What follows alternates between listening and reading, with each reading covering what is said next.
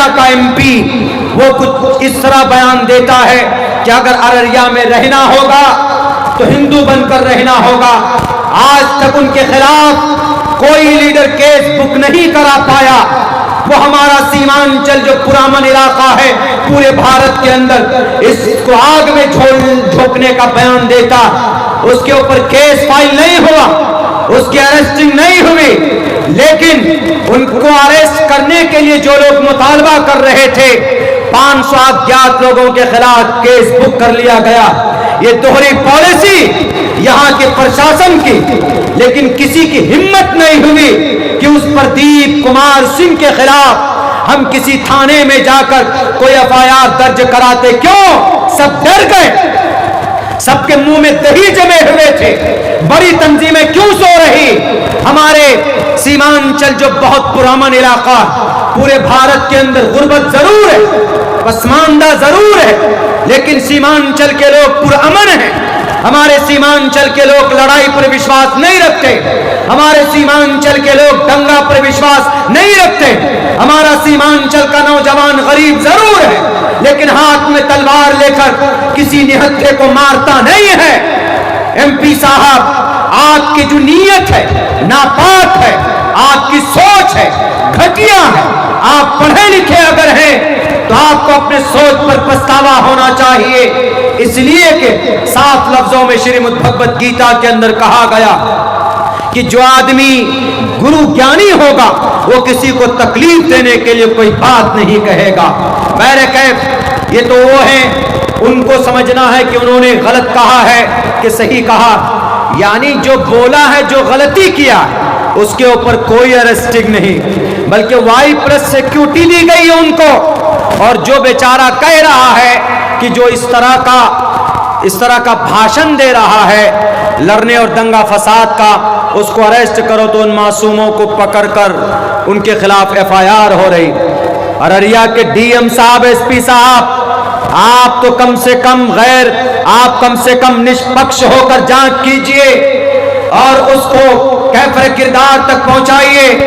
वो member of parliament है तो वो सिर्फ अररिया के हिंदू भाइयों का नहीं, अररिया के अंदर जो बड़ी तादाद में अमन परस्त मुसलमान रहते हैं, आप उनके भी एमपी है।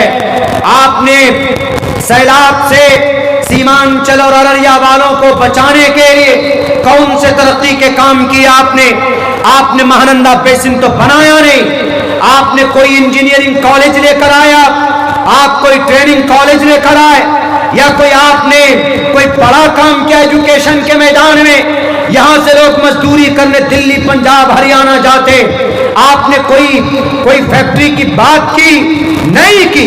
आपकी जुबान से जब भी निकलती है तो आग निकलती, नफरत की बात निकलती।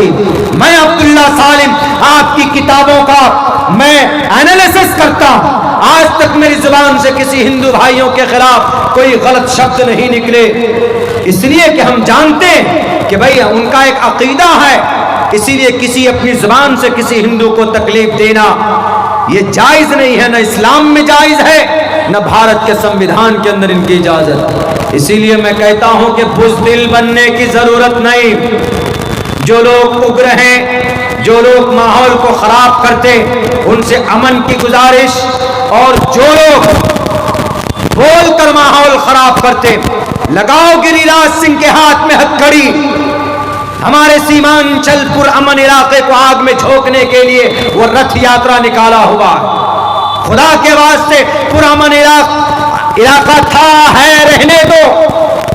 यहाँ के मुसलमान चंदा करके अपनी मस्जिद बनाते, अपने मदरसे चलाते, तुमसे भीख नहीं मांगते, मेहनत पसीने की कमाई से अपनी बीवी बाल बच्चों की परवरिश करते, तुम्हारे दरबार पर नहीं जाते भीख मांगने के लिए, मेहनत करना जानते हैं यहाँ के लोग। इसलिए खुदा के वास्ते इस तरह की बातें बिल्कुल नहीं होनी चाहिए। बात यहाँ चल रही थी कि चूंकि जैसे मस्जिद अक्सा जालिमों के कब्जे में है, उसको आज़ाद करने के लिए बड़े मुजाहिद पैदा किए, अल्लाह ने पैदा हुए। हज़रत उमर फारूक का नाम सुनकर सिर्फ मस्जिद अक्सा की चाबी देने के लिए जो पादरी लोग थे वो तैयार हो गए। जब हज़रत अमर बिन आस रज़ी अल्लाह ताला जो जर्नेल थे, जब लड़ाई हो रही थी, फ़लस्तीन के ऊपर जंग हो रही थी यहूदियों से मस्जिद अक्सा को आज़ाद करने के लिए, जब कुछ इलाक़ों को फ़तह कर लिया तो हज़रत अमर बिन आस ने पादरी के सामने कहा कि ऐ पादरी सरेंडर करो, चाबियाँ मेरे हवाले करो। कहा क्यों? कहा मैं इस मुल्क का फाते हूँ, मैं मस्जिद अक्सा का फाते हूँ, पता करने वाला। तो पादरी हंसने लगा। वो जो जर्नेल था रूमी सल्तनत का जर्नेल, रूमी, वो हंसने लगा। उन्होंने कहा कि तुम कभी नहीं कर सकते इसको फतह। कहा क्यों? कहा कि मेरी जो किताब है, जो मेरे पास तौरात है, उस तौरात में साफ लिखा हुआ है कि जो आदमी ये मस्जिद अक्सा को फतह करेगा उसके नाम में 3 शब्द होंगे। उसका नाम उमर होगा, उमर। तुम्हारा नाम तो अमर बिन आस है, उसका नाम उमर होगा। उमर और अमर में फ़र्क है, उमर में 3 वर्ड है और अमर में 4 वर्ड है। इसलिए कि अमर रा के बाद वाव भी है, इसलिए अमर बोलते हैं। लिखने में दिखने में एक लगेगा लेकिन वाव भी होता। तो उन्होंने कहा कि मैंने तौरात में पढ़ा है कि जो मस्जिद अक्सा का फाते होगा उसका नाम उमर होगा। तुम्हारा नाम तो अमर है, इसीलिए मैं हंस रहा हूँ। तुम जो बोलते हो ना कि मैं फाते हूँ, तुम फाते नहीं हो। हमारे किताब के हवाले से फाते तो उमर नाम का शख्स होगा। और मैं जानता हूँ कि उमर, हज़रत उमर, तुम्हारे हज़रत उमर खलीफा हैं, अमीरुल मुमिनीन हैं और वो अपनी जगह पे हैं। हम चाबी तुमको नहीं दे सकते। अगर तुम्हारे उमर आ जाएं तो हम उनके हाथ में चाबी देंगे। तो हज़रत अबू उबैदा ने फ़ौरन ख़त लिखा हज़रत उमर फ़ारूक रज़ी अल्लाह ताला अन्हु, ये कहा कि ये अमीरुल मुमिनीन, आप आएंगे तभी ये मस्जिद आप हमारे कब्ज़े में आएगी, वरना नहीं। कहा कि अच्छा ठीक है, कोई बात नहीं। लंबा सफ़र था, आपने एक ऊँट लिया और लंबे सफ़र की वजह से आपने अपने एक ग़ुलाम को लिया। बहुत मशहूर है वाक़या। हज़रत उमर फ़ारूक रज़ी अल्लाह ताला अन्हु चले, कपड़ा वैसे ही, कपड़ा कुर्ता जो पहने हुए थे उसमें फटे हुए थे, उनके कुर्ते फटे हुए थे, फटा हुआ कुर्ता पेबंद लगा हुआ था जगह जगह पर। आज सिलकर कोई कुर्ता या कोई कपड़ा पहनना चाहता, कोई नहीं पहनना चाहता, कहेगा कि इज्जत का फालूदा निकल जाएगा। मैं अक्सर जगहों में लंबे सफ़र में जाता हूँ अपनी गाड़ी से, तो मैं अक्सर लुंगी इस्तेमाल करता हूँ। कई मरतबा मुझे लोगों ने कहा कि मौलाना क्यों लुंगी पहन कर जाते हैं, आपसे लोग मोहब्बत करते हैं तो क्या इतनी बेइज्जती। मैं ये कहता हूँ कि आदमी की पहचान कपड़ों से नहीं होती। मुझे जिसको पहचानना होगा मेरी शक्ल से पहचान लेगा। और मुझे जो इज्जत मिली है अल्लाह तबारक व ताला के कुरान और हदीस की बातें करता हूँ, शरीयत की बात करता हूँ, तो उससे अल्लाह तबारक व ताला ने लोगों के बीच में तारुफ कराया है। मेरा ताल्लुक इससे नहीं है कि मैंने पैजामा पहन के रखा हुआ है कि नहीं है, मेरी इज्जत का ताल्लुक उससे नहीं है। तो हमारे फारूक रज़ी अल्लाह ताला अन्हु वैसे ही बहुत कोई ख़ास कपड़ा नहीं, ऊँट पर बैठे और उनके पास जो ग़ुलाम था उस ग़ुलाम से यूँ भी कहा उमर फ़ारूक ने कि मेरे ग़ुलाम, तुम ये मत समझना कि मैं अमीरुल मुमिनीन हूँ तो ऊँट पर बैठकर चलूँगा, तुम पैदल चलोगे, ऐसा नहीं है। बारी बारी कभी हज़रत उमर बैठते, कभी उनका ग़ुलाम बैठता। हज़रत उमर नकेल पकड़ कर जाते। आजकल कोई दुनिया का सीएम, कोई पीएम ऐसा करेगा? कोई नहीं कर सकता, लेकिन उमर फारूक ने ऐसा किया। इसीलिए हमारे भारत के गांधी जी ने कहा कि उमर फारूक और अबू बकर सिद्दीक ऐसे हैं कि अगर इनका निज़ाम और सिस्टम आज इम्प्लीमेंट किया जाए, आज उन्होंने अपने ज़माने में कही थी, तो हमारा भारत खुशहाल हो जाएगा। हमारे भारत के अंदर तरक्की होगी। क्यों? क्योंकि वो इतने बड़े ओहदे पर होने के बावजूद भी वो कौम और समाज के लिए बहुत ज्यादा मेहनत करते थे, कौम और समाज के लिए हमेशा फिक्रमंद रहते थे। इतनी दौलत की गद्दी पर बैठने के बावजूद कभी भी 1 रुपए उन्होंने मिसयूज नहीं होने दिया, गलत खर्च नहीं किया। जैसे आजकल का नेता गद्दी पे बैठेगा तो कौम के लिए जो पैसा आएगा तो उस कौम के पैसों को भी लूटेगा, जो माइनॉरिटीज के लिए जो फंड आएगा वो भी लूटेगा। सीमांचल के अंदर अभी सैलाब आया, ज्यादा से ज्यादा एक ब्लॉक में 200-300 लोगों के 7,000 रुपए ये भीख दे रहे हैं। आप भीख, बिहार के सीएम साहब वापस कर लो। 7,000 रुपए का तो हमारे शेरशाहबादी बिरादरी के लोग मटन खा जाते हैं। 7,000 रुपए का एक हफ्ते 1 महीने के अंदर नहीं चाहिए आपकी ये भीख, आपको देना ही था तो एक किसान को कम से कम 50,000 रुपए का मुआवजा देते, जिनके धान खत्म हो गए, जो यहाँ की बेसिक फसल जो सैलाब में तबाह हो गए, जलकर और गलकर खत्म हो गए। उमर फारूक रजी अल्लाह ताला हकदारों तक पहुंचाया करते थे। और उन्होंने कहा, कितनी सादगी थी। जब वो पहुंचे, करीब पहुंचे हैं, तो हजरत अबू उबैदा आए और एक बढ़िया सा जोड़ा लेकर आए, शेरवानी जुब्बा कुब्बा लेकर के आए। तो उन्होंने कहा कि अमीरुल मोमिनीन, यहाँ लोग चूंकि मुअद्दब हैं, ईसाई हैं, यहूदी है कुछ, और वो लोग अच्छे कपड़े पहनते हैं, उनके बीच में जाएंगे आप इस हालत में तो थोड़ी इंसल्ट ही होगी, हमारा इंसल्ट होगा, इसलिए अच्छे कपड़े पहनिए। तो उस वक्त उमर फारूक ने क्या जवाब दिया? आजकल कोई नहीं देता। उन्होंने कहा कि अल्लाह ने हमें इस्लाम के ज़रिए इज़्ज़त दी है, हमें कपड़ों से इज़्ज़त नहीं मिली।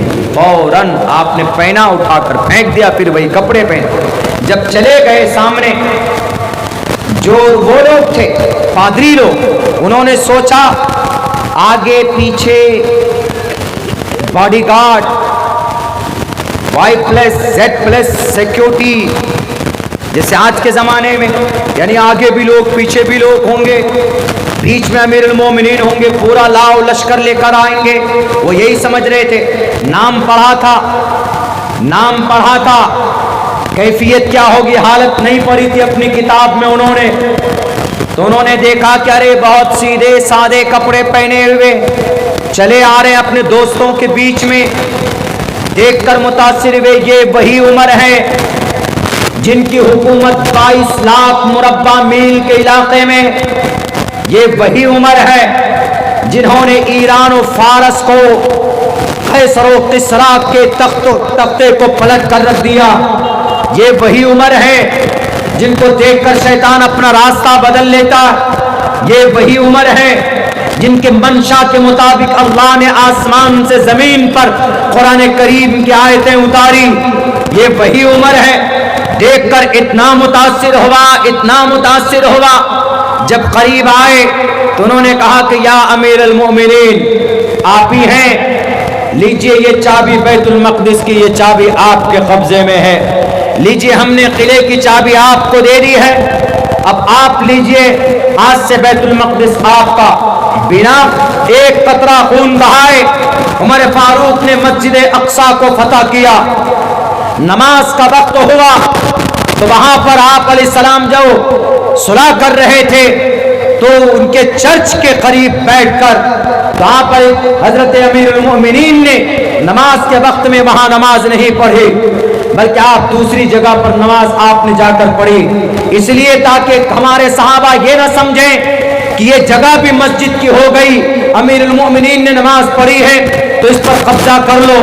आज जितने भी लोग बोलते हैं ना कि मस्जिद जबरन कब्जा करके बनाई गई है, जैसे यहूदी लोग बोलता है मस्जिद अक्सा के बारे में, तुम सबूत पेश कर दो, मस्जिद अक्सा तुम्हारे हवाले कर देंगे। वहां के फलस्तीन के जो वहां की जो वक्फ इस्लाम है, वक्फ इस्लाम का वहां पर भी बोर्ड है, वह आपके हवाले कर देंगे, लेकिन दलील नहीं पेश कर सकते, इसलिए कैसा हुआ ही नहीं। जैसे भारत के अंदर किसी भी मस्जिद को किसी भी मंदिर को तोड़कर मस्जिद नहीं बनाई गई है, बल्कि मस्जिद के प्लेटफॉर्म से हमारे हिंदू भाइयों को डोनेशन दिया गया, उनकी मदद की गई, उनके फलाही काम के अंदर में बादशाहों ने पैसे खर्च किए। कोई मस्जिद भारत के अंदर मंदिर तोड़कर नहीं बनाया गया। बाबरी मस्जिद गलत बात। बाबरी मस्जिद जिस वक्त बनाई जा रही 1528 के अंदर, 1528 में भी रामचंद्र जी के नाम पर किताब लिखने वाला रामचरितमानस तुलसीदास, वहीं पर बैठकर तुलसीदास रामचरितमानस ने कहा है, अगर बाबरी मस्जिद मंदिर तोड़कर बनाया जा रहा था, वो मस्जिद बन रही थी, तो रामचरितमानस का लिखने वाला राम जी का सबसे बड़ा भक्त, उन्होंने तो किताब लिखी है, क्यों नहीं उन्होंने कहा कि बाबर रोक लो अपने इस सिपहसालार को जो ये मंदिर को तोड़कर मस्जिद बना रहा। एक वर्ड भी नहीं बोला। क्यों? क्योंकि ऐसा हुआ ही नहीं था, यानी किसी मंदिर को तोड़कर मस्जिद बनाई ही नहीं गई थी। सुप्रीम कोर्ट में भी एक्सेप्ट किया था जब जजमेंट देना था कि बाबरी मस्जिद किसी मंदिर को तोड़कर नहीं बनाई गई। अल्लाह से मैं कभी उम्मीद है कि अल्लाह ज़रूर इंसाफ करेगा एक न एक दिन। भारत के अंदर किसी दुनिया के किसी भी हिस्से में जबरन किसी ज़मीन पर कब्ज़ा करके उस पर मस्जिद नहीं बनाई जा सकती। ये बात याद कर लीजिए, कान खोल। इस्लाम परमिशन नहीं। अल्लाह के नबी अलैहिस्सलाम जब गए मदीनतुल मुनव्वरा हिजरत करके पहुँचे तो सबसे पहला काम मस्जिद तामीर होनी चाहिए। एक जगह तो ये भी सीरत इब्न हिशाम में ये भी लिखा है कि जब मशवरा किया, जब मस्जिद के लिए ज़मीन ढूंढी गई, तो जो ज़मीन थी अभी जहाँ मस्जिद नबवी है, वो ज़मीन 2 यतीम बच्चे के थे, सहल और सुहेल नाम का।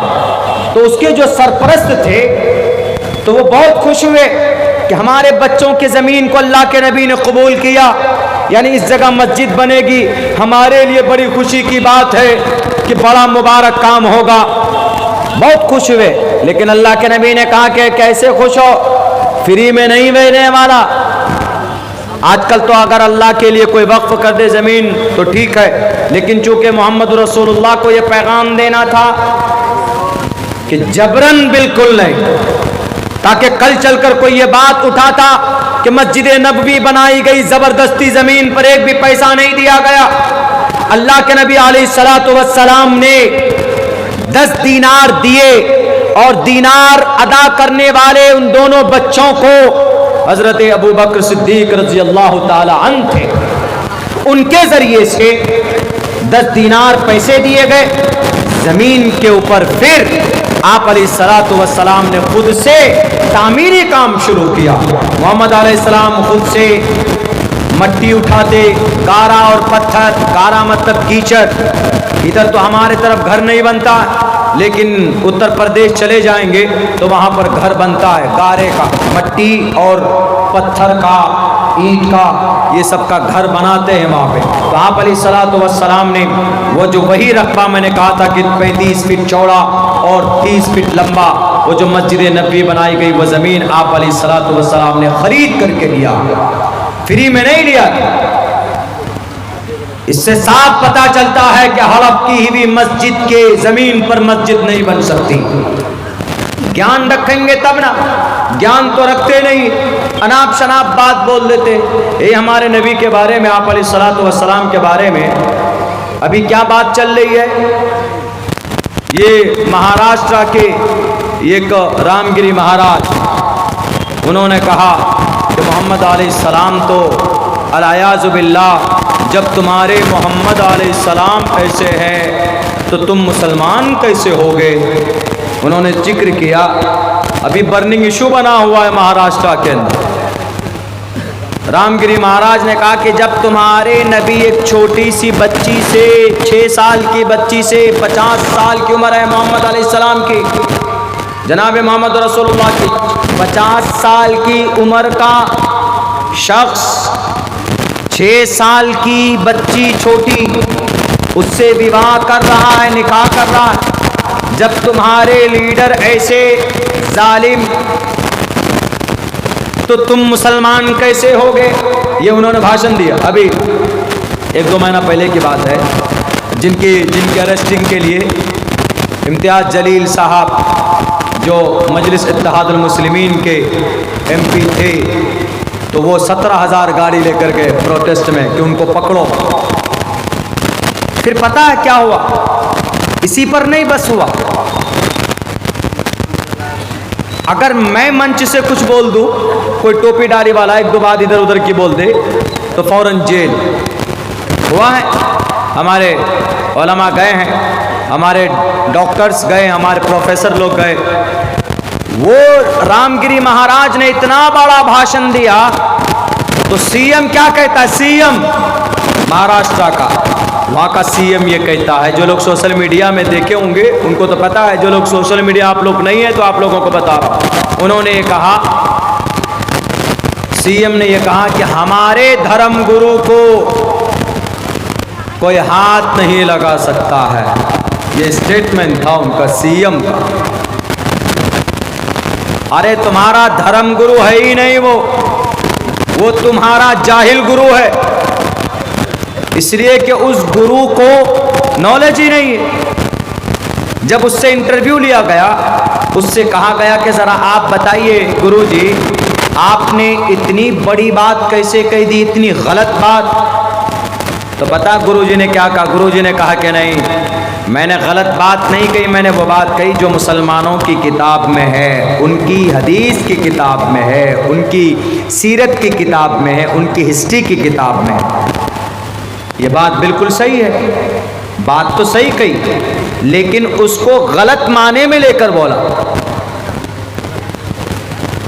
गलत माने में लेकर बोला। क्या आप अलैहिस्सलाम ने 6 साल की उम्र में अम्मा आयशा से निकाह किया है और 9 साल की उम्र में आपकी रुखसती हुई अम्मा आयशा को बीवी बना कर लेकर गए। ये है, मोतबर रिवायात में यही है। लेकिन आप अलैहिस्सलाम की उम्र 50 साल है, बीवी 9 साल की। हाउ इज इट पॉसिबल, कैसे मुमकिन हो गया। तो उनको एतराज इसी बात पे है। तो हमने उनको कहा, जवाब दिया सोशल मीडिया के प्लेटफॉर्म से, हमने कहा कि वो गुरुजी धार्मिक गुरुजी नहीं है, वो नफरती गुरु है। जो आदमी धार्मिक होगा, जो आदमी नॉलेजफुल होगा, जिस आदमी को ज्ञान होगा, वो कभी भी किसी की धर्म की बात को लेकर उसको जलील और रुस्वा नहीं करेगा। उसको अगर समझाएगा भी तो मुहज़्ज़ब अंदाज में, मुस्बत अंदाज में। लेकिन यही बात उनकी किताब में अगर हो तो हमने कहा कि हमारे नबी के ऊपर थूकने से पहले गुरुजी अपनी किताब में देख लीजिए, आपकी किताब में भी है, त्रिशदशो दशवर्षा भार्गो विंदेन नग्निका एकविंशति वर्षा वा सप्रा वर्षा वाप्नुयात्। 30 बरस का मर्द 10 वर्षा 10 वर्ष की लड़की से विवाह कर सकता है, ऐसी लड़की से जिसको हैज़ का खून ना आया हो, यानी उसको माहवारी ना आई हो। और भी नीचे आइए, नीचे वाले लाइन में लिखा है एकविंशति, एकविंशति 21 को बोलते, एका दशा 11 को बोलते, द्वेदशा 12 को, त्रियोदशा 13 को, चतुर्दशा 14 को, पंचादशा 15 को, षोडशा 16 को, सप्तादशा 17 को, अष्टोदशा 18 को, नवदशा 19 को और विंशति 20 को। इसी विंशति 20 के साथ एक लगाइए, संस्कृत में एक को एका, एक को एकम बोलते, एकादशा, एक विंशति, एक त्रियोशति, एक चतुर्शति, एक पंचाशति, 51, ऐसे जाएगा। ये संस्कृत के गिनती है, ऐसी गिनते संस्कृत में। एकविंशति वर्षा 21 बरस का मर्द लड़का, वासप्रा 7 साल की बच्ची से विवाह कर सकता है। कहाँ लिखा है? महाभारत का ये मंत्र है, महाभारत में लिखा। आपको अगर नबी की जात पर एतराज है कि 6 साल की उम्र की बच्ची से विवाह कैसे किया, 9 साल की उम्र की रुखसती में बीवी बनाए, तो महाभारत के इस मंत्र में भी होना चाहिए। यहाँ पर भी तो वही बात है ना कि 30 बरस का मर्द 10 वर्षा 10 साल की बच्ची भी तो नाबालिग होती है ना। भारत के अंदर में बच्ची कब बालिग होती? लड़की इस्लाम की नज़र में 12 साल की उम्र में, भारत के कानून में 18 साल की उम्र में। लड़का कब बालिग होता है? 14 साल की उम्र के बाद इस्लाम की नज़र में, शरीयत में। लेकिन भारत के संविधान में 21 साल के बाद। लेकिन आजकल का लड़का तो 10 साल में बालिग हो जाता है, मोबाइल लेके, मोबाइल देख करके वो टाइम से पहले बालिग हो जाते, उल्टी सीधी हरकतें करते। फिर शादी उसके माँ बाप करा के नहीं देते तो चुपचाप अपनी सेटिंग को लेकर भाग जाते और जाकर किसी कोर्ट में शादी कर लेते। माँ बाप कहाँ जी? पता नहीं। माँ बाप से भी बगावत कर कर जाके शादी कर लेते। और समाज की बेटियां भी ऐसी कर रही, हमारी समाज की लड़कियां। इस ताल्लुक से बहुत बातें होती हुई आ रही हैं और लोग करते। मैं इतना कहूँगा, वक्त से पहले बालिग मत हो, बहुत खतरा है औरत के लिए, लड़की के लिए भी, लड़के के लिए। पहली बात तो तुमको एक नशा, एक हवस के चक्कर में इतने बड़े बड़े गुनाह हो जाते हैं, जिंदगी खराब हो जाती। नेपाल की एक लड़की है, बेंगलोर के अंदर नौकरी करती, शादीशुदा लड़की, औरत, ज्यादा उम्र की नहीं, अपने शौहर को छोड़कर अपने बॉयफ्रेंड के साथ रहने लगी। बॉयफ्रेंड मतलब लड़का दोस्त। हवस पूरा हुआ, 60 टुकड़े करके फ्रिज के अंदर उसको डाला, 60 टुकड़े करके फ्रिज के अंदर डाला उसको। 19 दिन के बाद उसकी लाश मिली, जब बदबू हो रही थी।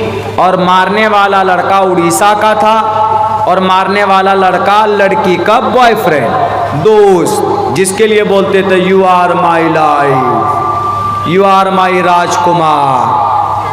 वो भी बोलता होगा तुम हमारी जिंदगी की सब कुछ, इस तरह के डायलॉग। दिलफेक आशिक इसी को बोलते, दिलफेक आशिक, जिंदगी तबाह बर्बाद करने वाले ये जालिम। बैरक है, तो ये कभी नहीं होना चाहिए। किसी पर एतराज कीजिए, मुहज़्ज़ब अंदाज में कीजिए। जो बात अल्लाह के नबी अलैहिस्सलातु वस्सलाम की जीवनी में है, तो आप अलैहिस्सलातु वस्सलाम की जीवनी में बात गलत नहीं है, क्योंकि अम्मा आयशा सिद्दीक़ा से निकाह हज़रत अबू बकर सिद्दीक़ ने कराया। और अल्लाह के नबी ने 9 साल की उम्र में जो रुखसती की है, अम्मा आयशा की रुखसती हुई है। 9 साल की उम्र में अम्मा आयशा बालिगा हो गई थी। अरब कंट्री के अंदर वहाँ की आबो हवा गर्म है, वहाँ 9-10 साल की उम्र में बच्चियाँ बालिग हो जाती है, इसमें कोई शक नहीं है। इसलिए इस पर कोई एतराज़ नहीं होना चाहिए। रामगिरी महाराज साहब, आपको अगर ये एतराज़ हो कि नबी ने 11 शादियाँ क्यों की, नबी ने 11 शादियाँ की है, आपके तरफ ब्रह्मचारी नहीं बने हैं, अंदर खाने सब काम करते हैं। पता है बिना औरत के, बिना शादी के किसी की जिंदगी पुरसुकून नहीं हो सकती। मर्द के अंदर सेक्स की शहवानी कुव्वत अल्लाह ने रखी, मर्द और औरत के अंदर। औरत कब्जा कर ले, औरत कंट्रोल कर ले, मर्द नहीं कर सकता। शहवत जिसको सेक्स बोलते, ये अल्लाह के तरफ से, ये मर्द जल्दी कंट्रोल अगर कर ले, यानी जिसकी इस कुव्वत को, इस इच्छा को पूरा करने के लिए अल्लाह तबारक व तआला ने एक निज़ाम रखा है किसका? शादी का। यानी अगर आदमी के अंदर शहवत हो, उसको पूरा करने के लिए अल्लाह ने पाक रिश्ता बनाया। कौन सा? शादी का। अल्लाह के नबी फरमाते मन इस्तता मिनकुमुल बाता फल्यतज़व्वज, अगर तुम में से कोई आदमी खर्च बर्दाश्त कर सकता, बीवी को सुख दे सकता, उसकी ज़रूरत पूरी कर सकता, फल्यतज़व्वज, उसको चाहिए कि शादी करे, गर्लफ्रेंड ना बनाए, मोबाइल के अंदर में हेलो हवा यूं ना करे, शादी करे, बीवी बनाए। फल्यतज़व्वज, शादी करने की वजह से आपके अंदर की ख्वाहिश, एक दूसरे के लिए लिबास बन जाएंगे, एक दूसरे की जरूरत पूरी करेंगे। फ़इन्नहु अग़ज़्ज़ु लिलबसरी व अहसनु लिलफ़रज, वमन लम यस्तती फअलैहि बिस्सौम, और अगर किसी के अंदर ताकत नहीं है, घर नहीं है, पैसा नहीं, लेकिन शहवानी कुव्वत है, तो वो क्या करेगा? बीवी भी नहीं बना सकता, वो शादी नहीं कर सकता, क्योंकि ही हैज नो मनी, उसके पास पैसे नहीं है। तो जनाब मोहम्मद रसूलुल्लाह फरमाते हैं फअलैहि बिस्सौम, तो उसके ऊपर रोजा जरूरी है।